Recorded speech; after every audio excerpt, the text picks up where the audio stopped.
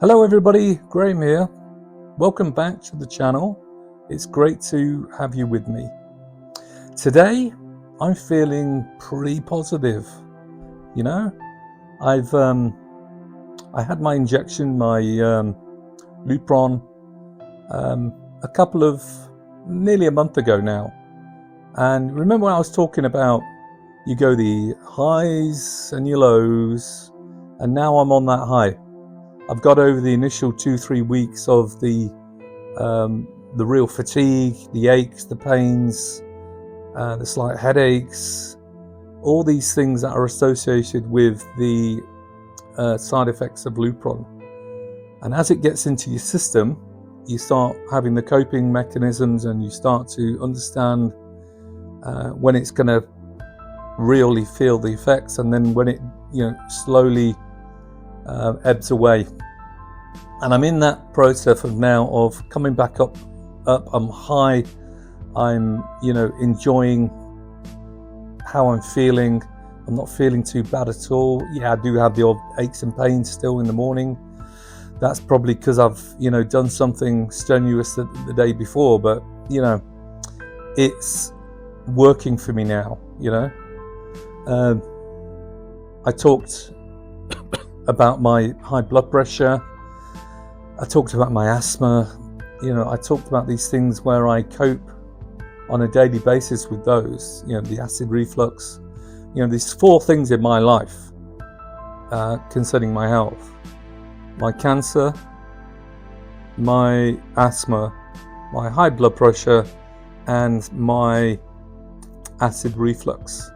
All those 4 things have to be managed on a daily basis. What takes priority over one or the other? It's, I guess the asthma is under control. The acid reflux is under control with a tablet. The asthma, I take the inhalers. The high blood pressure, I take a tablet. And the prostate cancer is going through a treatment plan and will be for the next 2 years. So I just manage all these things, which is okay, as long as the side effects of the Lupron don't become too dominant and interferes on a daily basis, which it doesn't really. Anyway, there was a very interesting article, and it was about man breasts. If you have man breasts. Now, I know the reason I'm saying this is because I've had those, or I have them, because of the Lupron, because one of the side effects. But the article was going on that they did a study and they followed, I can't remember if it was 50 or 100 people with enlarged breasts, they call it. And the study found that men with enlarged breasts, they die at an average age of 75. Now, it wasn't conclusive. It was just, and this is what the article said, it wasn't conclusive, but they found a majority of the men they were following from the start to the end and over a 20-year period, were dying around the age of 75. So I'm thinking, if 75 is that's not a bad age. If you've gone through illness or go through illness throughout your life, 75 ain't a bad age, if you have man boobs.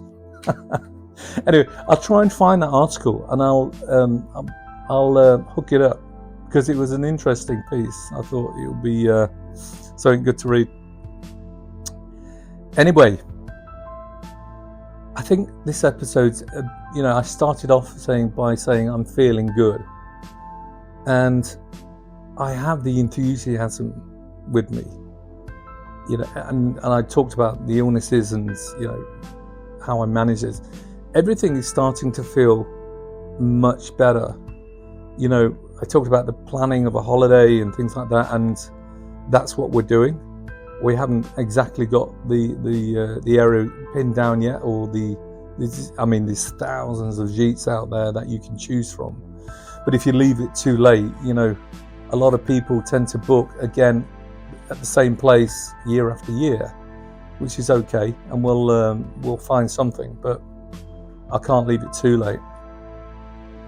The enthusiasm for other people's lives and me taking a much more interest in other people's lives is more apparent to me. I mean, sometimes I sit down and I look and I feel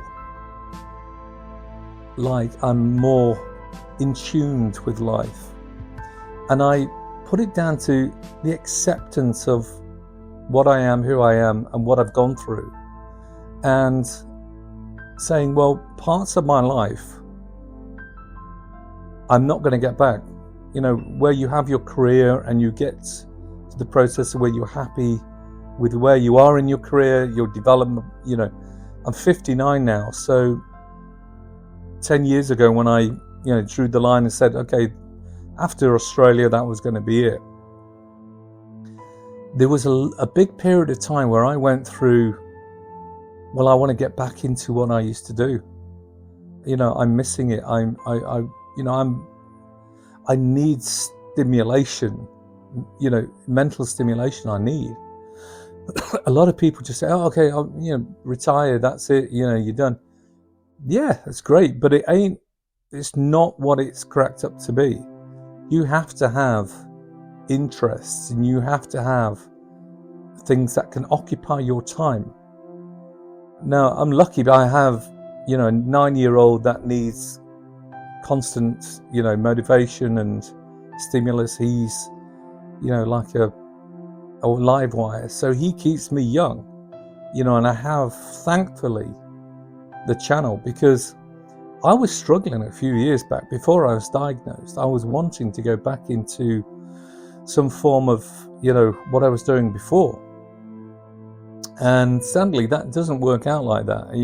Once you're out, you're out, unless you've got some pretty strong connections, and then you can get back into, what you were doing, but at a different level.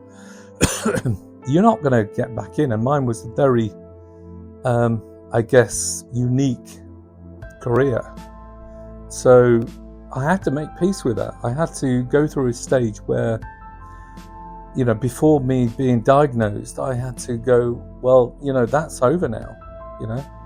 Having an international career is not going to happen anymore. And as I said, it was a period of time where I went through and I thought, I really do miss what I was doing, and it was, a fantastic period of my life, working in different countries and experiencing new cultures and getting understanding of the projects and moving that project forward.